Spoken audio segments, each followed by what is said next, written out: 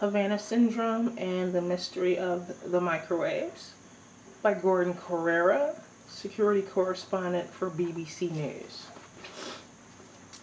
This is September 9th, 2021. Doctors, scientists, intelligence agents, and government officials have all been trying to find out what causes Havana Syndrome, a mysterious illness that has struck American diplomats and spies. Some call it an act of war. Others wonder if it is some new secret form of surveillance. And some people believe it could be all in the mind. So who or what is responsible? It often started with a sound, one that people struggle to describe. Buzzing, grinding, metal, piercing squeals was the best they could manage. One woman described a low hum and intense pressure in her skull. Another felt a pulse of pain. Those who did not hear a sound felt heat or pressure, but for those who heard the sound, covering their ears made no difference. Some of the people who experienced the syndrome were left with dizziness and fatigue for months. Havana Syndrome first emerged in Cuba in 2016. The first cases were CIA officers, which meant they were kept secret. But eventually word got out and anxiety spread. 26 personnel and family members would report a wide variety of symptoms. There were whispers that some colleagues thought sufferers were crazy, and it was all in the mind. 5 years on, reports now numbered in the hundreds, and the BBC has been told span every continent, leaving a real impact on the U.S.'s ability to operate overseas.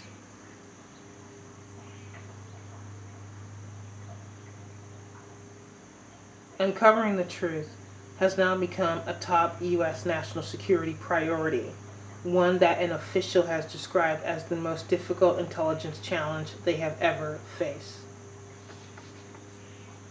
Hard evidence has been elusive, making the syndrome a battleground for competing theories.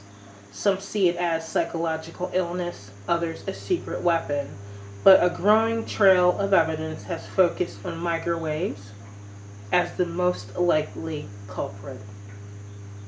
In 2015, diplomatic relations between the U.S. and Cuba were restored after decades of hostility. But within 2 years, Havana Syndrome almost shut the embassy down, as staff were withdrawn because of concerns for their welfare. Initially, there was speculation that the Cuban government or a hardline faction opposed to improving relations might be responsible, having deployed some kind of sonic weapon. Cuba's security services, after all, had been nervous about an influx of U.S. personnel and kept a tight grip on the capital. That theory would fade as cases spread around the world. But recently, another possibility has come into the frame, one whose roots lay in the darker recesses of the Cold War, and a place where science, medicine, espionage, and geopolitics collide. When James Lynn, a professor at the University of Illinois, read the first reports about the mysterious sounds in Havana, he immediately suspected that microwaves were responsible. His belief was based not just on theoretical research, but first-hand experience. Decades earlier, he had heard the sounds himself. Since its emergence around World War II, there had been reports of people being able to hear something when a nearby radar was switched on and began sending microwaves into the sky. This was even though there was no external noise. In 1961, a paper by Dr. Alan Frey argued that sounds were caused by microwaves interacting with the nervous system, leading to the term the Frey effect. But the exact causes and implications remained unclear. In the 1970s, Professor Lin set to work conducting his experiments at the University of Washington. He sat on a wooden chair in a small room lined with absorbent materials, an antenna aimed at the back of his head. In his hand, he held a light switch. Outside, a colleague sent pulses of microwaves through the antenna at random intervals. If Professor Lin heard a sound, he pressed the switch. A single pulse sounded like a zip or a clicking finger, a series of pulses like a bird chirping. They were produced in his head rather than as sound waves coming from outside. Professor Lin believed the energy was absorbed by the soft brain tissue and converted to a pressure wave moving inside the head, which was interpreted by the brain as sound. This occurred when high-power microwaves were delivered as pulses rather than in the low-power continuous form you get from a modern microwave oven or other devices. Professor Lin recalls that he was careful not to dial it up too high. I did not want to have my brain damaged, he told the BBC. In 1978, he found he was not alone in his interests and received an unusual invitation to discuss his latest paper from a group of scientists who had been carrying out their own experiments.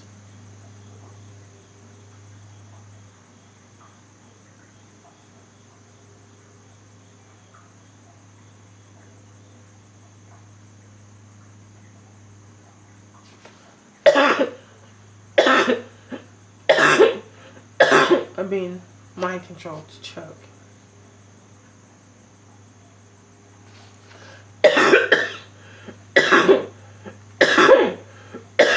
By hysterical perpetrators. I have actually the Havana syndrome. Only I live in Kettering, Ohio. Please excuse me for choking. During the Cold War, science was the focus of intense superpower rivalry. Even areas like mind control were explored, amid fears of the other side getting an edge, and this included microwaves.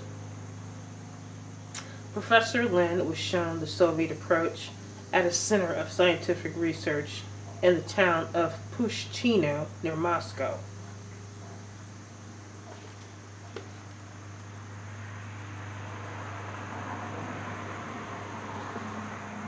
Quote, they had a very elaborate, very well equipped laboratory, Professor Lin recalls, but their experiments were cruder than his. The subject would sit in a drum of salty seawater with their heads sticking out. Then microwaves would be fired at their brain.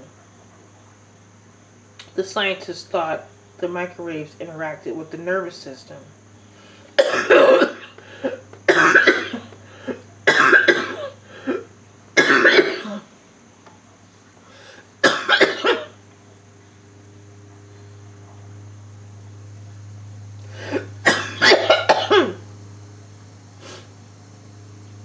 I'm being mind controlled to choke again. I'm so sorry. You can take it as evidence. I'm a victim of microwave weapons, and I'm also a victim of synthetic telepathy. I have several people that have concentrated their signal inside my brain and skull to monitor me, spy on me, and harm me and torture me. I'm abused 24 hours a day, and I felt kind of lucky that nothing had happened while I was reading so far, so it's unfortunate, and I apologize. The scientists thought that the microwaves interacted with the nervous system and wanted to question Professor Lin on his alternative view. Curiosity cut both ways, and the U.S. spies kept close track on Soviet research. A 1976 report by the U.S. Defense Intelligence Agency, unearthed by the BBC, says it could find no proof of communist bloc microwave weapons, but says it had learned of experiments where microwaves were pulsed at the throat of frogs until their heart stopped. The report also reveals that the U.S. was concerned Soviet microwaves could be used to impair brain function or induce sounds for psychological effect. Their internal sound perception research has great potential for development into a system for disorienting or disrupting the behavior patterns of military or diplomatic personnel. American interest was more than just defensive. James Lynn would occasionally glimpse references to secret U.S. work on weapons in the same field. And while Professor Lynn was in Pushchino, another group of Americans not far away were worried that they were being zapped by microwaves and that their own government had covered it up. For nearly a quarter of a century, the 10-story U.S. Embassy in Moscow was bathed by a wide, invisible beam of low-level microwaves. It became known as the Moscow signal, but for many years most of those working inside knew nothing. The beam came from an antenna on the balcony of a nearby Soviet apartment and hit the upper floors of the embassy, where the ambassador's office and more sensitive work was carried out. It had been first spotted in the 1950s and was later monitored from a room on the 10th floor, but its existence was a secret tightly held from all but a few working inside. Quote, "We were trying to figure out just what might be its purpose," explains Jack Matlock, end quote, number 2 at the embassy in the mid-70s. But a new ambassador, Walter Stolzel, arrived in 1974 and threatened to resign unless everyone was told. That caused something like panic, recalls Mr. Matlock. Embassy staff whose children were in the basement nursery were especially worried, but the State Department played down any risk. Then the ambassador Stolzel himself fell ill, with bleeding of the eyes as one of his symptoms. In a new declassified 1975 phone call to the Soviet ambassador to Washington, U.S. Secretary of State Henry Kissinger linked Stolzel's illness to microwaves, admitting, "We are trying to keep the thing quiet." Stolzel died of leukemia at the age of 66. He decided to play the good soldier and not make a fuss, his daughter told the BBC. From 1976, screens were installed to protect people, but many diplomats were angry, believing the State Department had first kept quiet and then resisted acknowledging any possible health impact. This was a claim echoed decades later with Havana syndrome. What was the Moscow signal for? Quote, "I'm pretty sure that the Soviets had intentions other than damaging us," end quote, says Matlock. They were ahead of the U.S. in surveillance technology, and one theory was that they bounced microwaves off windows to pick up conversations. Another, that they were activating their own listening devices hidden inside the building or capturing information through microwaves hitting U.S. electronic devices known as peek and poke. The Soviets at one point told Matlock that the purpose was actually to jam American equipment on the embassy roof used to intercept Soviet communications in Moscow. This is the world of surveillance and counter-surveillance, one so secret that even within embassies and governments, only a few people know the full picture. One theory is that the Havana involved a much more targeted method to carry out some kind of surveillance with higher power directed microwaves. One former UK intelligence official told the BBC that microwaves could be used to illuminate electronic devices, to extract signals or identify and track them. Others speculate that a device, even perhaps an American one, might have been poorly engineered or malfunctioned and caused a physical reaction in some people. However, U.S. officials told the BBC no device has been identified or recovered.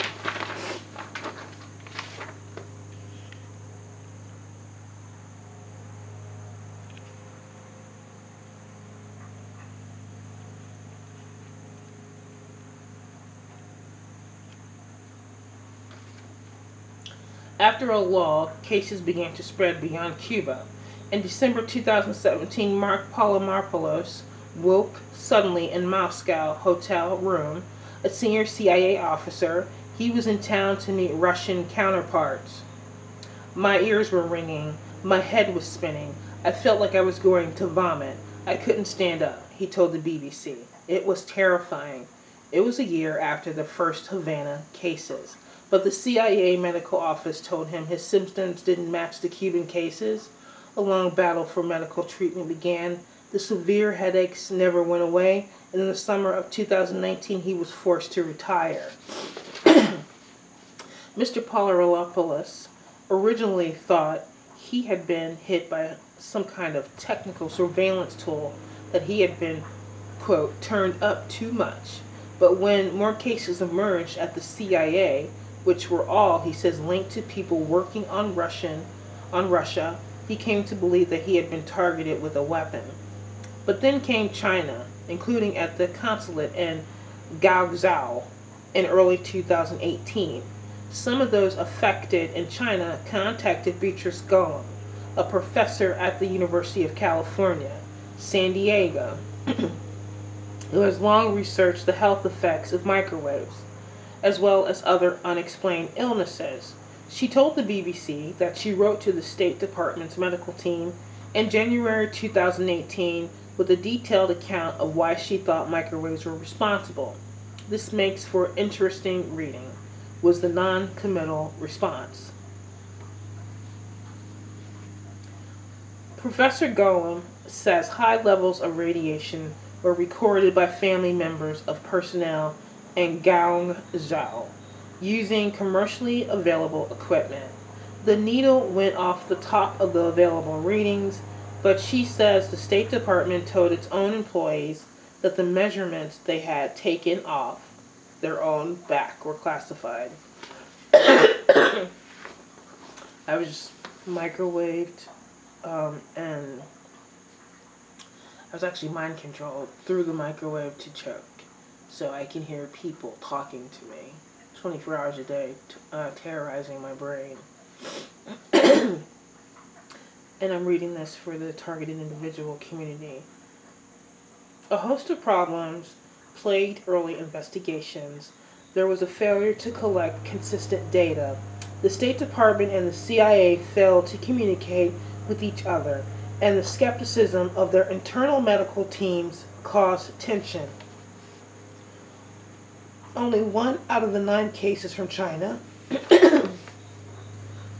was initially determined by the State Department to match the criteria for the syndrome based on Havana cases.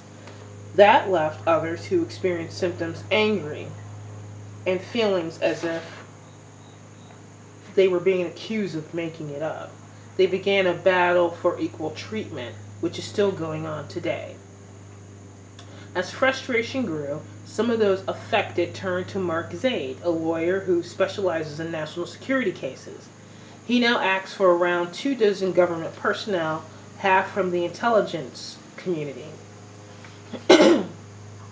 We might want to consider contacting Mark Zaid, not to represent us, but that we're civilians also targeted. So Mark Zaid is representing these victims, okay? Alright. Quote, "This is not a Havana syndrome. It's a misnomer," argues Mr. Zaid, whose clients were affected in many locations. What's been going on has been known by the United States government, probably based on evidence that I have seen since the late 1960s. Since 2013, Mr. Zaid has represented one employee of the U.S. National Security Agency who believed they were damaged in 1996 in a location which remains classified. Mr. Zaid questions why the U.S. government has been so unwilling to acknowledge a longer history. One possibility, he says, it's because it might open a Pandora's box of incidents that have been ignored over the years. Another is because the U.S., too, has developed and perhaps even deployed microwaves itself and wants to keep it secret. The country's interest in weaponizing microwaves extended beyond the end of the Cold War.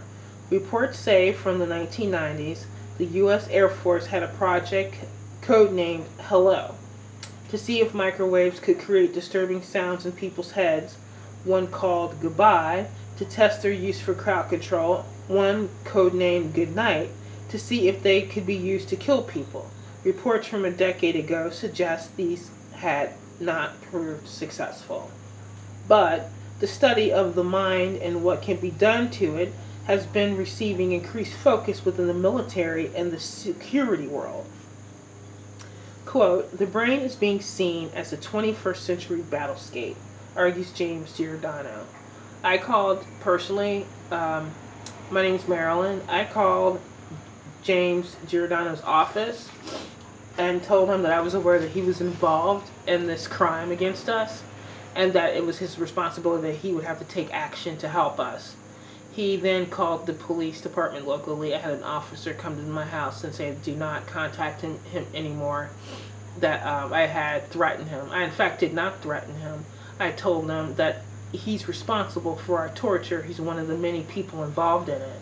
And he is basically exposing it, and he's not being punished for crimes against humanity. And these mind control experiments done in Ohio, out of Wright-Patterson Air Force Base.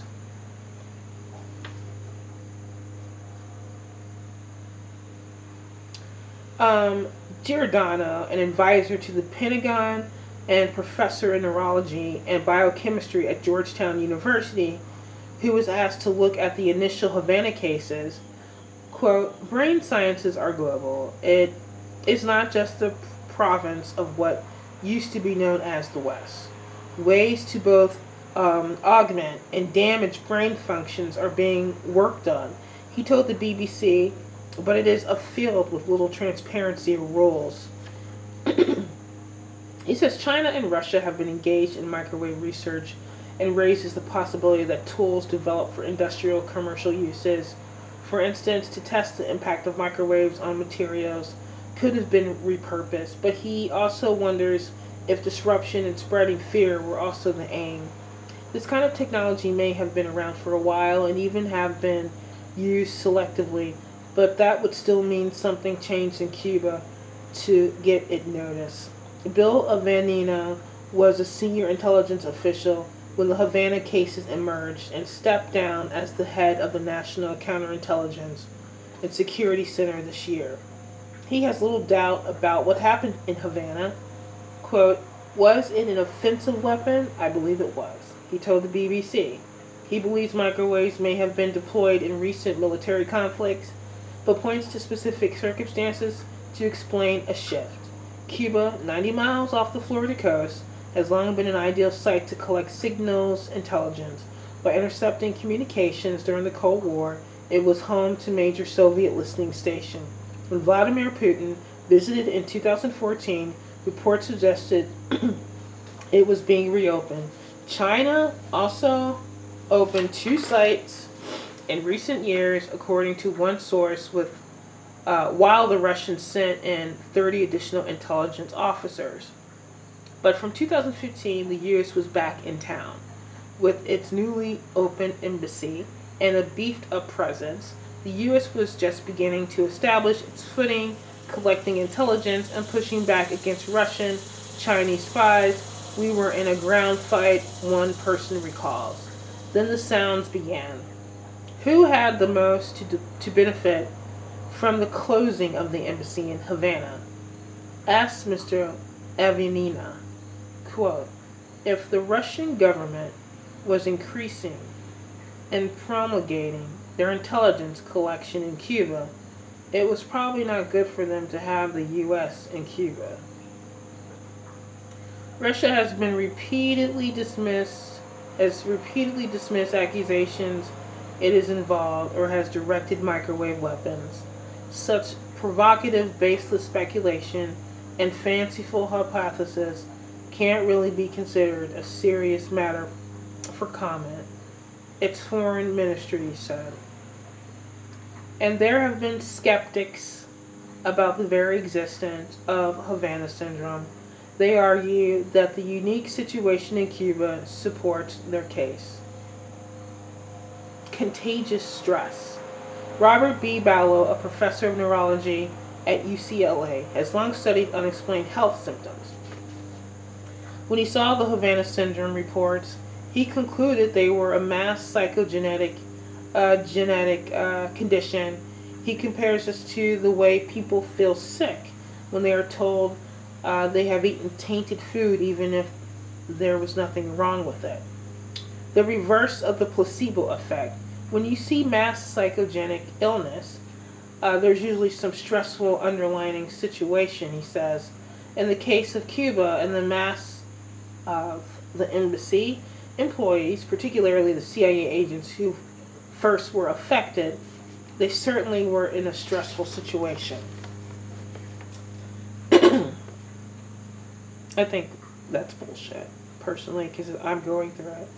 In his view, everyday symptoms like brain fog and dizziness are reframed by sufferers, media, and health professionals as the syndrome. The symptoms are as real as any other symptoms, he says, arguing that individuals became hyper-aware and fearful as reports spread, especially within a closed community. This, he believes, then became contagious among other U.S. officials serving abroad.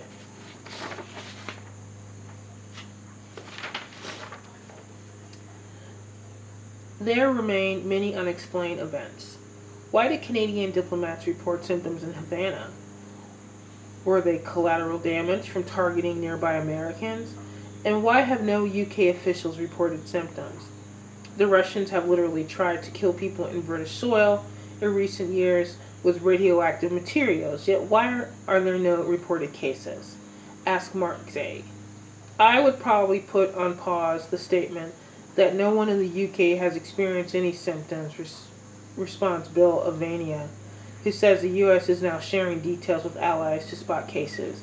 And in fact, the UK, and this is not me reading the article, I know for a fact that there are victims in the UK, thousands of them, for 50 plus years, of every age, of every class, all over Europe. So Europe has been targeted with this microwave weapon probably over 50 years, if not more. Some instances may be unrelated. We had a bunch of military folk in the Middle East who claimed to have this attack. Turned out they had food poisoning, says one former official. We need to separate the wheat from the chaff, reckons Mark Zaid, who says members of the public, some with mental health issues, approach him claiming to suffer from microwave attacks. One former official reckons around half the cases reported by U.S. officials are possibly linked to attacks by an adversary. Others say the real number could be even smaller. A December 2020 report by the U.S. National Academies of Sciences was a pivotal moment. Experts took evidence from scientists, clinicians, as well as 8 victims. Quote, "It was quite dramatic," recalls Professor David Relman of Stanford, who chaired the panel.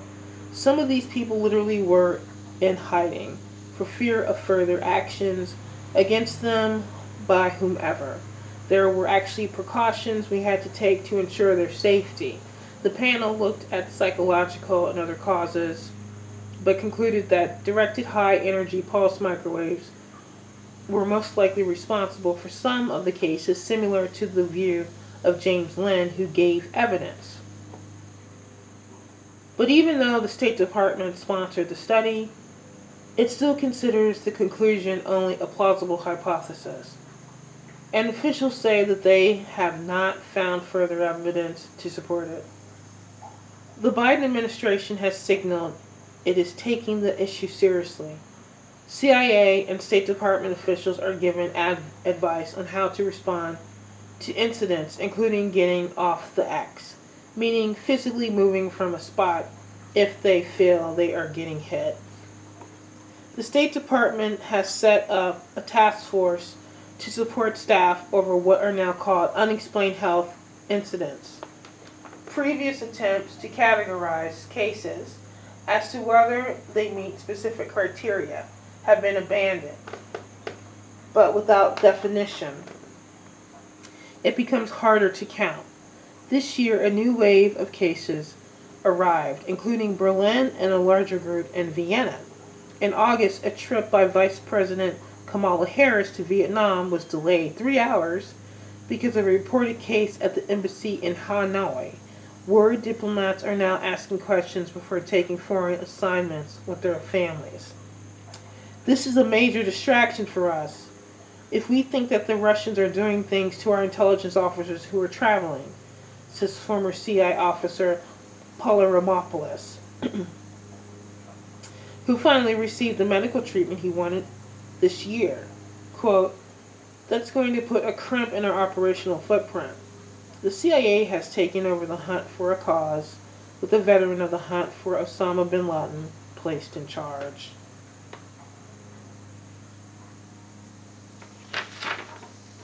Markers in blood. An accusation that another state has been harming U.S. officials is a consequential one. That's an act of war, says Mr. Polyropoulos, that makes it a high bar to reach. Policymakers will demand hard evidence, which so far officials say is still lacking.